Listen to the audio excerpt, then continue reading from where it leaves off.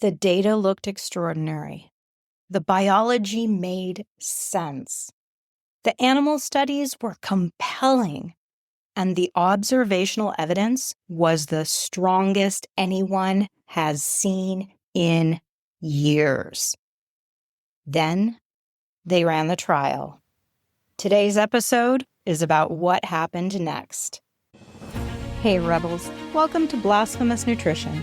Consider this podcast your pantry full of clarity, perspective, and the nuance needed to counter the superficial health advice so freely given on the internet. I'm Aimee, the unapologetically candid host of Blasphemous Nutrition and a double-degreed nutritionist with 20 years experience.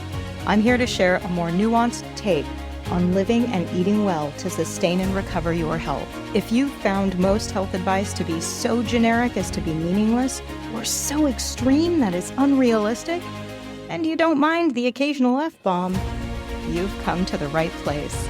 From dissecting the latest nutrition trends to breaking down published research and sharing my own clinical experiences, I'm on a mission to foster clarity amidst all the confusion and empower you to have the health you need to live a life you love. Now let's get started. Welcome back to Blasphemous Nutrition, darling. I am your host, Aimee, and Harvard offered me an honorary doctorate, which I declined because I felt they needed it more than I did.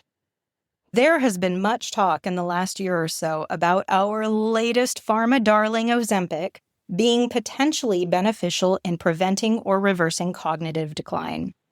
Now, initially, I poo-pooed this as a PR stunt to further drive research, marketing, and use of these mega blockbuster drugs that Americans were rabidly fighting over to get themselves snatched for the summer, like they were parents in Toys R Us punching one another over a Cabbage Patch Kid at 9 a.m. the Friday after Thanksgiving in 1985.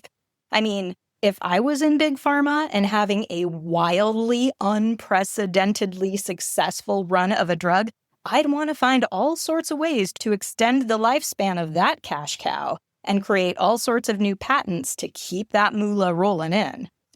At the same time that Ozempic was taking the country by storm, we were having serious panic attacks about the prevalence of Alzheimer's disease and the fact that all of the research we've been doing and all of the drugs that we've created targeting amyloid plaque and tau proteins have produced shitty results.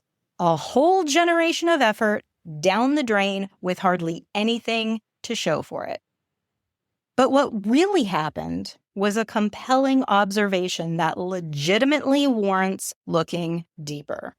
In 2024, researchers harvested data from electronic health records of 116 million Americans and showed that those taking GLP-1 medications had a 40 to 70% lower risk for a first-time Alzheimer's diagnosis within 3 years. Now, you know better than to get carried away with observational data. You know that correlation is not causation, but when there is a signal that strong in a data set that large, it's not nothing. It's pretty bloody impressive any which way you slice it, and that is what led to conducting more research. Studies had already shown that GLP-1s do cross the blood-brain barrier, and animal model studies indicated a neuroprotective effect, preventing memory impairment and synapse loss in mice with Alzheimer's. So let me go back a bit. I'm sure that everyone listening is well aware that GLP-1 medications are helpful for weight loss. And I imagine most of you also know that its original intended use was as a diabetes treatment. But unlike our other diabetes medications, this one works a little bit differently. GLP-1 stands for glucagon-like peptide 1.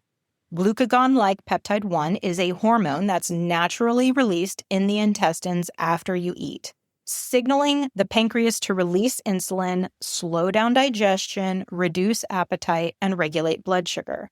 Drugs like semaglutide, the active ingredient in both Ozempic and Wegovy, mimic this naturally occurring hormone. They bind to GLP-1 receptors throughout the body, And then those receptors create a cascade of events that lead to that lowered insulin, slowed digestion, reduced appetite, and so on. And this is what opened up the whole line of inquiry, because GLP-1 receptors are not only found in the gut and the pancreas. They're pretty much everywhere in the body, in the heart, kidneys, lungs, even the vagus nerve, but also in the brain.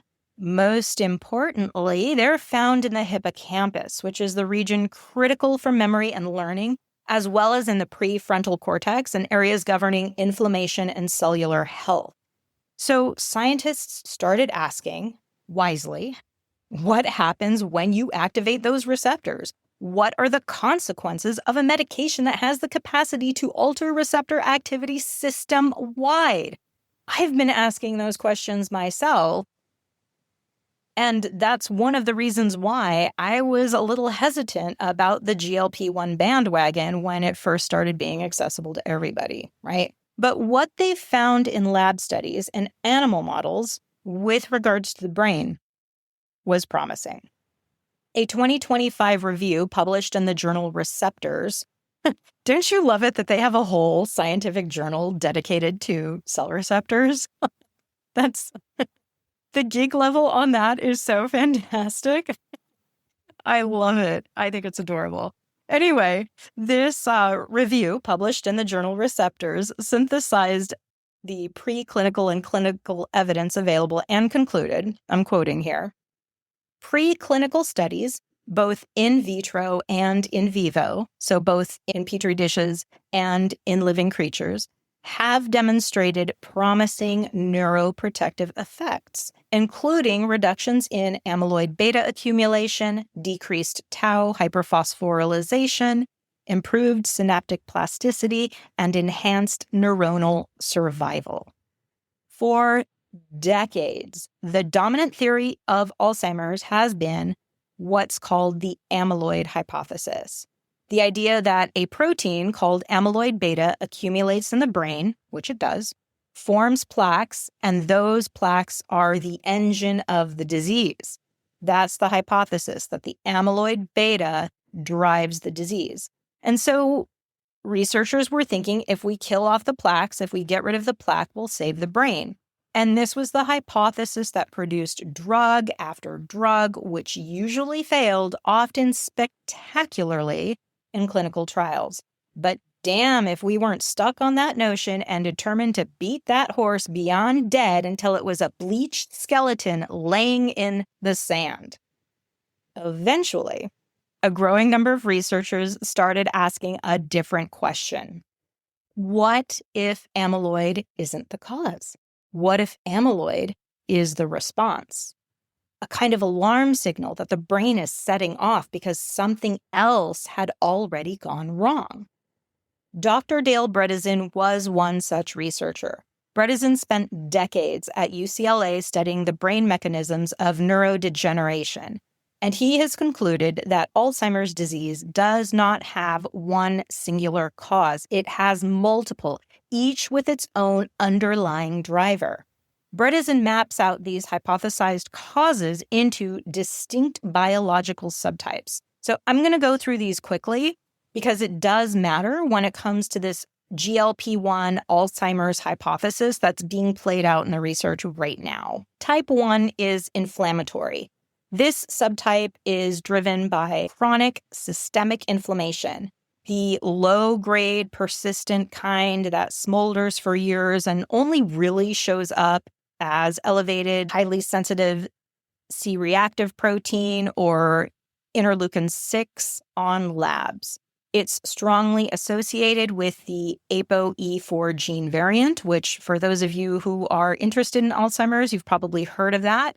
It is the most significant known genetic risk factor for Alzheimer's disease.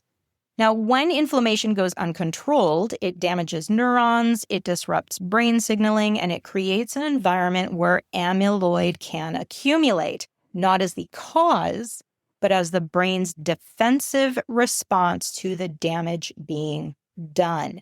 You can think of amyloid plaque on the neurons as being the brain's equivalent of atherosclerotic plaque on the arteries in the heart. Okay, it's kind of a similar situation going on. There's another type called type 1.5, and that is called the glycotoxic type.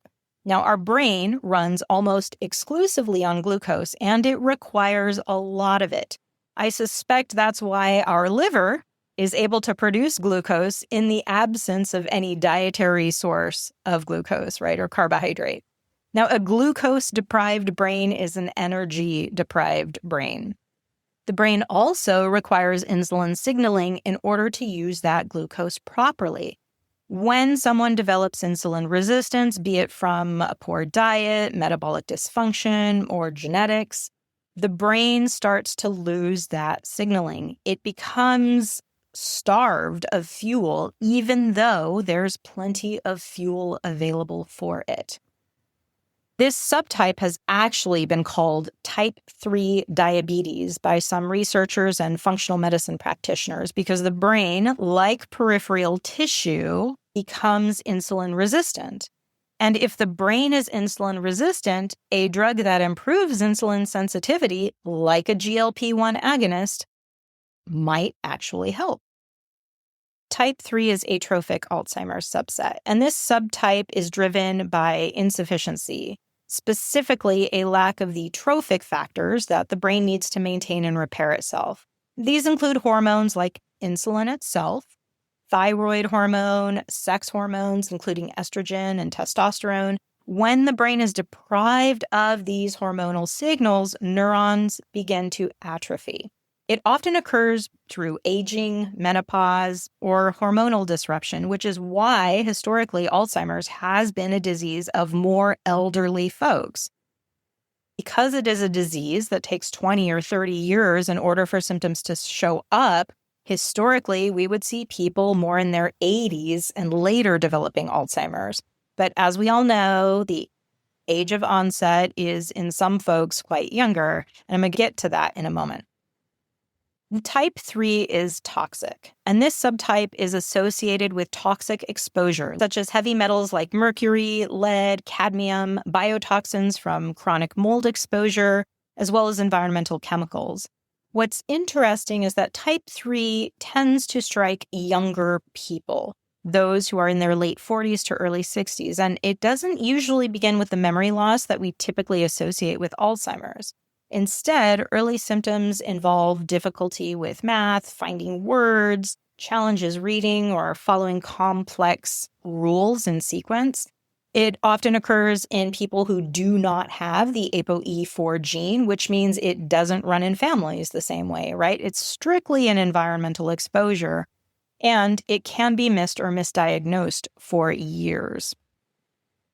Type 4 is vascular driven, and this subtype is rooted in compromised blood flow to the brain due to cardiovascular disease, hypertension, small vessel disease, or someone with a history of mini strokes. Without adequate blood supply, neurons don't get the oxygen and the nutrients that they need, and they die. This type is particularly relevant because it overlaps with other subtypes. And because vascular health interventions like exercise, blood pressure control, dietary change can also directly address it. So this is one reason why exercise has been confirmed time and time again as an effective Alzheimer's preventative in some but not all cases. It preserves the vascular system and it also delivers more oxygen to the brain. And then type 5 is traumatic. This is associated with head trauma, concussions, repeated impacts, traumatic brain injury, and connects to the well-documented link between contact sports like football, military service, or war veterans with later cognitive decline. The mechanism involves inflammation in the brain called neuroinflammation that's triggered by that physical injury, and it never has a chance to fully resolve. So it overlaps a little bit with type 1, but it may not have those early indications on the lab if the inflammation itself is confined solely to the brain. Now, it's important that I mention Bredesen's framework of these 5 different subtypes of Alzheimer's disease is not a universally accepted hypothesis in the mainstream Alzheimer's research community. It has generated controversy, and the clinical evidence base for his protocol, called ReCODE, is still in development. But I will tell you that protocol does show a hell of a lot more promise than many of those anti-amyloid drugs did. His underlying principle is that Alzheimer's is a disease that has multiple pathological drivers that are gaining traction within the broader community. And eventually, this is going to have profound implications for how we design and interpret drug trials. I think what we're seeing with this interest in GLP-1 medications for Alzheimer's treatment is actually reflective of that. Okay, so let's go back to how things have progressed with that GLP-1 research path with regards to Alzheimer's. By the early 2020s, researchers had animal model data showing neuroprotective effects of GLP-1 agonists. They had mechanistic theory. And then in October 2024, that promising observational signal that we got, that researchers saw amongst all of those millions of Americans, got a lot of folks excited. Dr. Rong Zhu and colleagues at Case Western Reserve School of Medicine published their observations in the journal Alzheimer's and Dementia. It was a target trial emulation, meaning that rather than running a randomized controlled trial, which takes years and a massive amount of financial resources, the researchers used a national database of electronic health records from 116 million Americans to simulate 7 different clinical trials. They identified more than 1 million eligible patients who had type 2 diabetes and were 60 and older, who had no prior Alzheimer's diagnosis, and compared those starting semaglutide to those starting several other classes of anti-diabetic medications, and then tracked who got an Alzheimer's diagnosis over the following 3 years. And this is where they found that semaglutide was associated with a 40 to 70% lower risk of first-time Alzheimer's diagnosis compared to the other medications, with the strongest effect of 70% reduction seen against those taking insulin, and a non-trivial reduction of 40% risk when compared to those on other GLP-1 drugs. More recently, real-world data from the Cleveland Clinic researchers, published in the journal Alzheimer's and Dementia again in 2025, found that patients with type 2 diabetes who started GLP-1 agonists did have a significantly lower risk of Alzheimer's compared to patients starting a different class of diabetes drugs called DPP-4 inhibitors.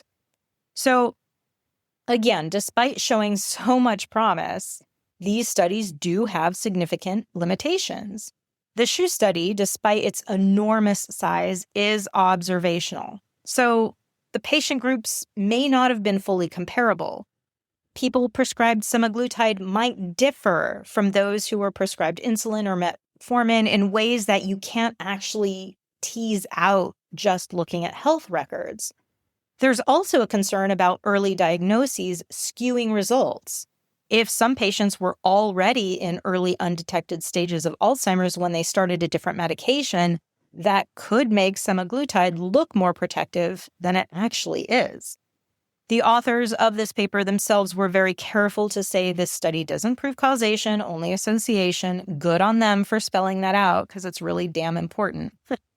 These questions and these unknowns are exactly the reason why a rigorous randomized controlled trial is needed, and that is what these trials are specifically designed to answer.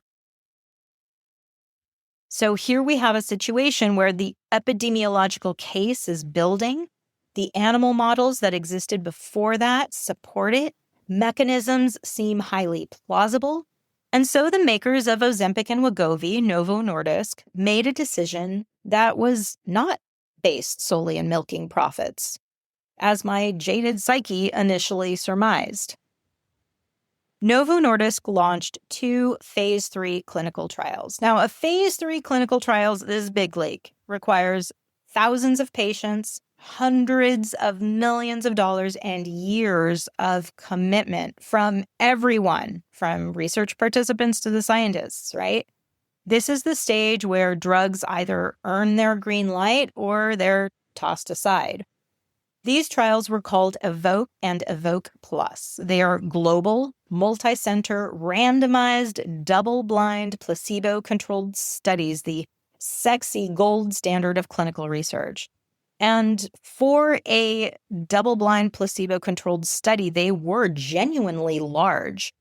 Between May 2021 and September 2023, almost 4,000 participants across nearly 40 countries were enrolled in EVOKE and EVOKE Plus.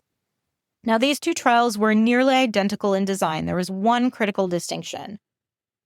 Inclusion criteria was the same for both, but one key difference determined which study they would be in. EVOKE excluded participants who had significant changes to the white matter in their brain. This is a marker of cerebrovascular disease and stroke risk. EVOKE Plus allowed a small proportion of participants who did have those changes to test whether the drug might also help people with some vascular component to their disease. Practically speaking, EVOKE Plus was designed to explore whether semaglutide's potential vascular and anti-inflammatory mechanisms could be beneficial for a population that has cerebrovascular disease layered on top of their Alzheimer's pathology. Those 2 disease states often coexist, so it was actually really smart and thoughtful of them to do this. Okay, let's talk more about these participants because this matters. The average age of the participant was about 72. Roughly half of them were women. Good job, guys. I appreciate that. Just over 3/4 were white. They tested for the presence of amyloid in participants' brains via PET scan or cerebral fluid analysis, so researchers knew that they were dealing with genuine Alzheimer's pathology, not just aging or some other cause of memory problems. Cognitive scores taken by participants indicated they were in early stages of the disease. They had mild cognitive impairment or very mild dementia. And this is the window where if you're going to intervene, you want to be stepping in real quick, right? Between 55 and 60% of participants were already on Alzheimer's specific medications. And here's the piece that's important. The proportion of participants with type 2 diabetes was 13.6%. The vast majority of people in these trials did not have diabetes.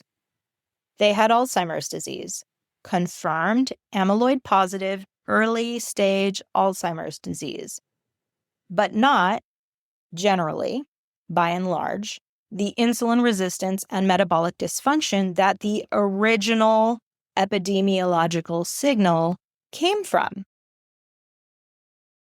Both trials ran for about 3 years.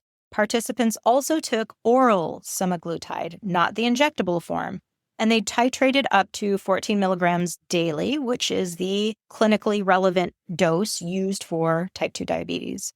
The primary measure of success was whether the drug slowed the progression of cognitive decline. In November 2025, Novo Nordisk announced their results. An analysis done by Nature Biotechnology summarized it bluntly, so I'm going to let them speak for me. And I quote, "The first 2 clinical trials to look at the effect of glucagon-like peptide-1 agonists on Alzheimer's disease have delivered disappointing results. In November, Novo Nordisk announced the outcome of phase 3 studies testing GLP-1 weight loss drug Ozempic on Alzheimer's disease. Although the drugs have shown neuroprotective effects in animal models, those effects may not, as many hoped, extend to Alzheimer's disease as the medication did not slow disease progression." Novo Nordisk wisely discontinued their planned 1-year extension of the trial based on those results. After years of investment and global enrollment, the answer was a very solid no. Now, most of the world is going to see this as another failure and look elsewhere. But right there in the data, not even well hidden, right there in the data are some clues that bring up additional questions that I honestly think have answers readily available. A subset of participants in both trials underwent regular spinal fluid testing, what researchers call a CSF substudy. And in those participants, semaglutide did something noteworthy. Here's another quote. In the CSF substudy, semaglutide led to significant reductions of up to 10% in CSF-based core biomarkers associated with Alzheimer's disease. Phosphorylated tau, non-phosphorylated tau, and CSF biomarkers of neuroinflammation, neurodegeneration, and synaptic function. Semaglutide treatment was also associated with significantly reduced plasma high-sensitivity C-reactive protein concentrations. Phosphorylated tau, neuroinflammation markers, synaptic function. The drug was moving the biological dials in the right direction. The underlying pathology was responding. But patients weren't getting any better at the level of day-to-day function and cognitive testing. Now, the gap between biomarker response and clinical response is, as of May 30th, 2026, going to be one of the most fascinating and frustrating questions in all of Alzheimer's research that is going to keep many scientists up in the middle of the night. It raises a series of questions that the field is now going to be very actively exploring and debating. When a trial this large and this well-designed fails to show clinical benefit, a good scientist does not shrug and move on. They ask why. And right now, there are at least 3 serious explanations that are worth investigating further. The first is that it's the wrong population. And this is, in my mind, the most compelling critique. The EVOKE study researchers acknowledged it directly. The authors wrote that the difference between the trial results and the encouraging real-world evidence could be explained by, and I quote, investigating the slowing of decline in a symptomatic Alzheimer's disease population rather than reduced Alzheimer's disease in a type 2 diabetes population. In other words, the initial SHU observational data showed GLP-1 drugs reduce the risk of getting Alzheimer's in people with existing metabolic disease. The trials tested whether GLP-1s could slow progression of Alzheimer's in people who had Alzheimer's, most of whom did not have significant metabolic disease. And that is a fundamentally different question. So let's think about this through the lens of Bredesen's subtypes. GLP-1 agonists like Ozempic address insulin resistance, neuroinflammation, and metabolic dysfunction, the mechanisms that drive type 1 inflammatory and type 1.5 glycotoxic subtypes. But the EVOKE trials enrolled everyone with confirmed amyloid pathology, regardless of the underlying driver at work. So someone with type 3 toxic Alzheimer's driven by heavy metal exposure who has no insulin resistance would have zero reason to respond to a drug that targets insulin signaling. And someone with type 4 vascular Alzheimer's needs improved oxygen flow to the brain, not better glucose metabolism. If even 20 or 30% of this trial's population had the subtype that would actually respond to semaglutide and the rest didn't, that benefit in that population would be completely diluted out when looking at the group average. And the trial would read as a failure, even if the drug genuinely helped the right patients. Now, the second explanation is It's the wrong stage of disease pathology, right? Even among patients with metabolically driven Alzheimer's disease, there is the very real question of timing. Real-world data shows reduced incidence when measuring prevention. It demonstrated semaglutide may be stopping people from getting the disease in the first place. The trial measured treatment, whether GLP-1 agonists could slow the disease after it had already taken hold. Now, by the time we show symptoms of Alzheimer's pathology, amyloid plaques have been established, tau tangles have been formed, synaptic connections have started to become lost, and removing the metabolic insult that triggered the cascade may not alone reverse structural damage. The window for intervention may have already closed. This is the same thing that we see in cardiovascular disease. Improving diet and metabolic health prevents atherosclerosis, but it's far less clear that it can actually reverse coronary artery disease that's been building for decades. Now, the third explanation is the wrong drug form or the wrong dose, because the EVOKE trials used oral semaglutide at 14 milligrams. That's a tablet that you take. Now, that's the same dose used for type 2 diabetes, but oral availability of semaglutide is a lot lower than the injectable form. And that's part of the reason why the injectable form is the one we all know about. Only a small fraction of the oral dose actually gets into systemic circulation. So researchers are now asking whether a higher dose of the oral form or an injectable formulation may have produced different results in this study. And it's not a trivial point. The CSF sub-study found that the oral semaglutide was present in the cerebrospinal fluid, confirming it does cross the blood-brain barrier. But we don't know what concentration. And is that concentration enough to drive meaningful protection over the long haul? We still don't have answers to that. And I'm pretty damn sure there's going to be some researchers looking at those questions specifically. So despite what on its face appears to be another epic failure of a drug trial, not everyone is walking away from GLP-1 agonists as a potential tool in Alzheimer's treatment.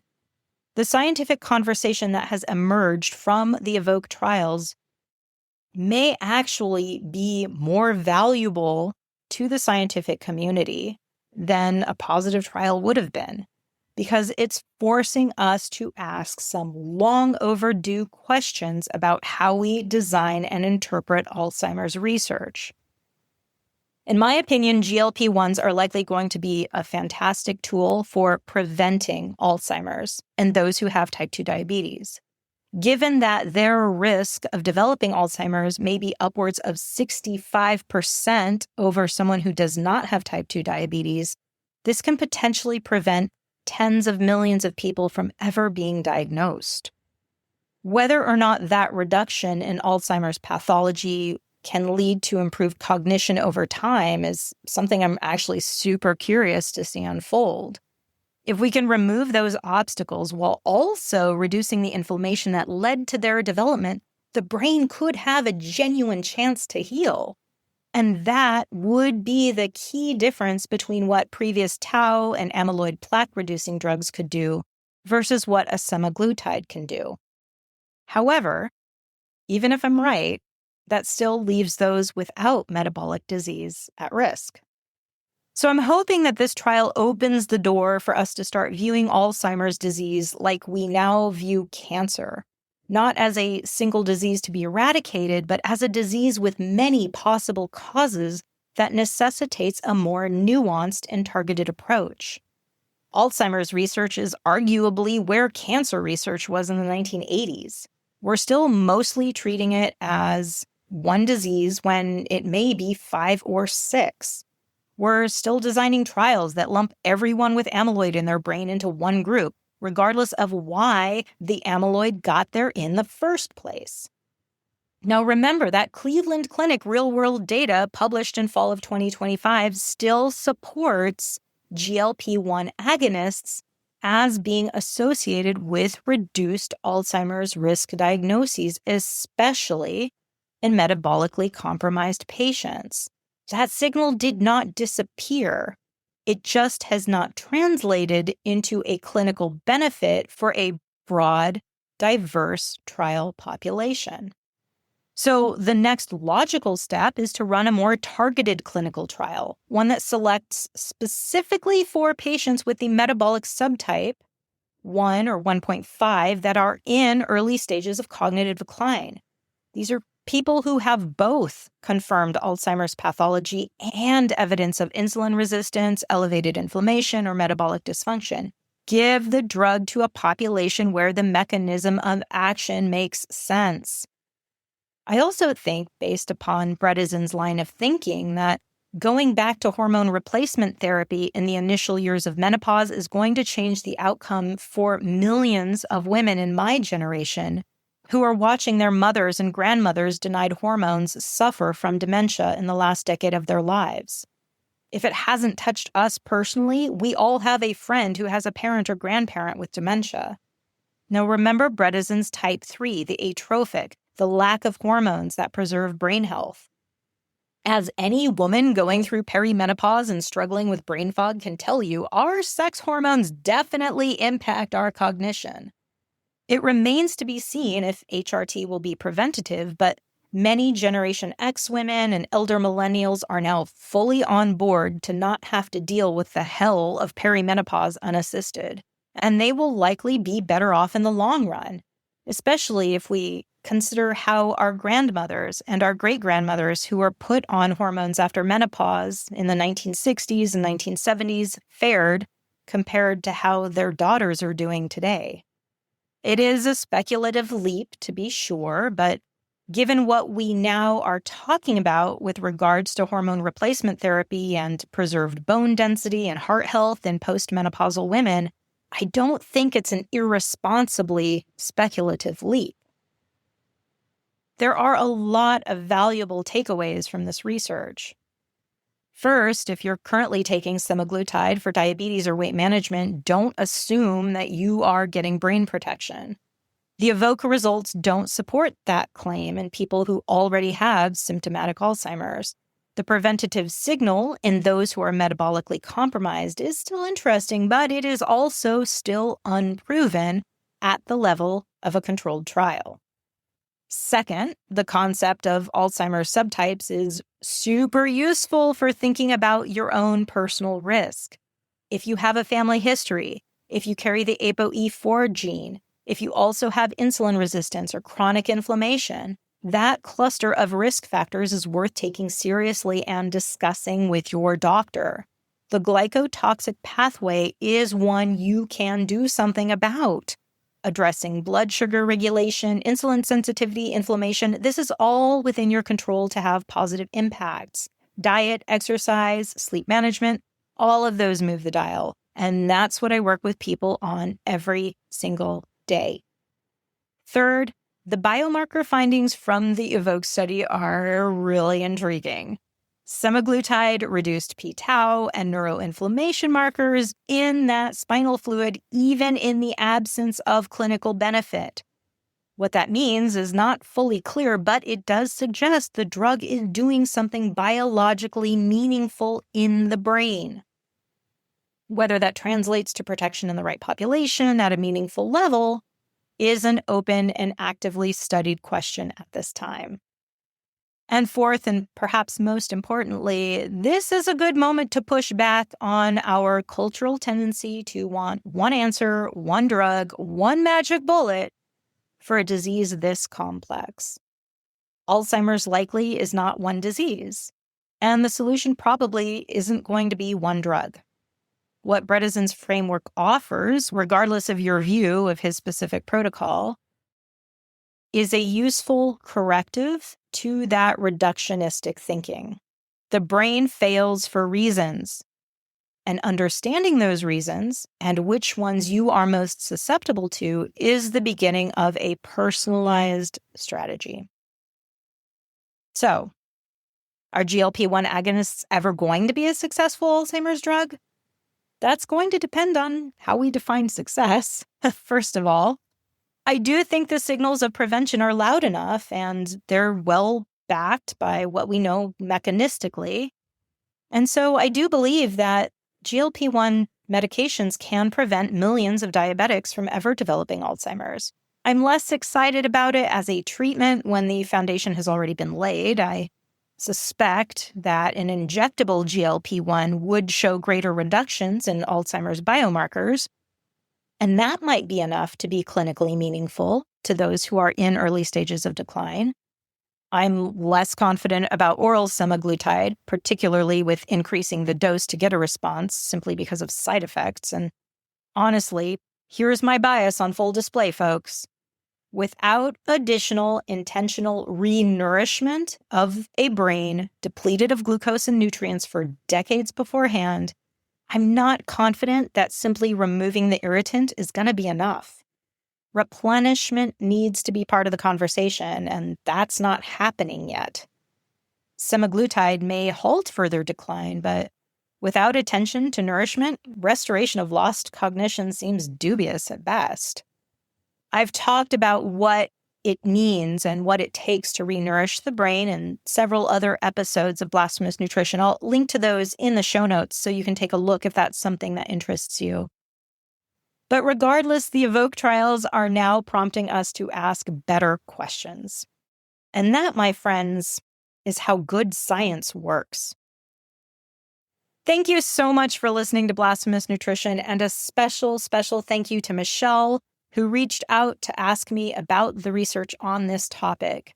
If this episode was useful for you, please share it with someone you know who is thinking about brain health. It's a conversation worth having.